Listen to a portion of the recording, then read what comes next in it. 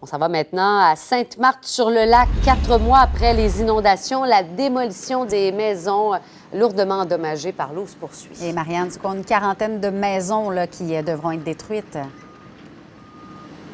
Au moins 42 maisons qui seront démolies. Déjà, on en a démoli vendredi 3 pour justement installer le site. Mais je veux vous montrer sur ces images en direct parce qu'on devra, dans les prochaines minutes, quitter parce que la première maison modulaire sera soulevée de terre par cette énorme grue, vous voyez.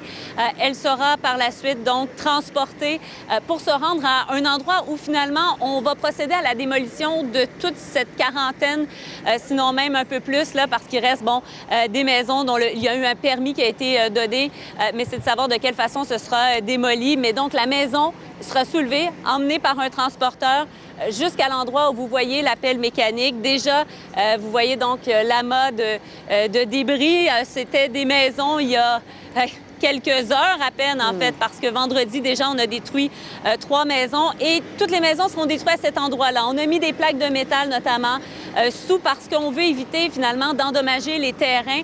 Si on démolissait à l'endroit même des maisons, sur les terrains, eh bien, il y a toutes les infrastructures souterraines, toute la canalisation qui pourrait être endommagée par cette opération-là. Et on veut, finalement, endommager un seul endroit plutôt qu'endommager un peu partout. C'est une demande qui a été faite par le propriétaire, parce que, je vous rappelle, les gens louent des terrains, donc il y a un propriétaire et c'est lui qui a demandé qu'on procède de cette façon-là, alors que vous voyez justement la machinerie qui s'amène ici. Les gens ont le choix d'assister ou pas. Ils sont prévenus, il faut le dire, du moment de la démolition de leur maison, le choix d'assister ou pas. Certains le font et on se met à leur place. Ce n'est pas pour eux 4 murs, ce n'est pas une maison, c'est une vie, souvent bien des souvenirs qui se trouvent à l'intérieur de ces maisons-là. Bref, c'est pas évident du tout. J'ai parlé avec Raymond il y a quelques minutes. Vous allez voir ce qu'il avait à nous dire.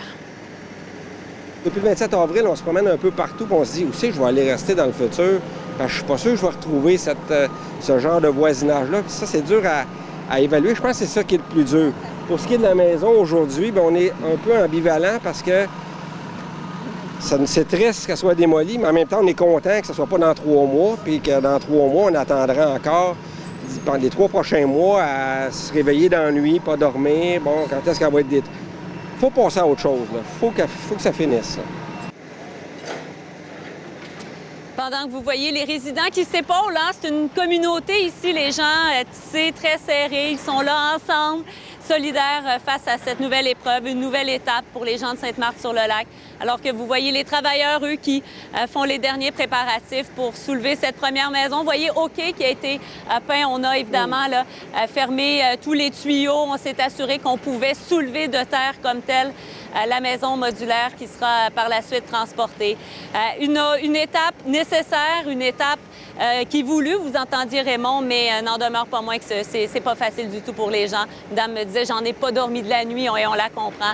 Pas évident, alors que les travaux de reconstruction de la digue naturelle, elles, vont reprendre également, commencent ce matin. On est installé les clôtures de chantier, on déforeste, on enlève également les végétaux. Je vous rappelle que la nouvelle digue sera reconstruite, elle sera donc plus haute. Merci beaucoup, Marianne.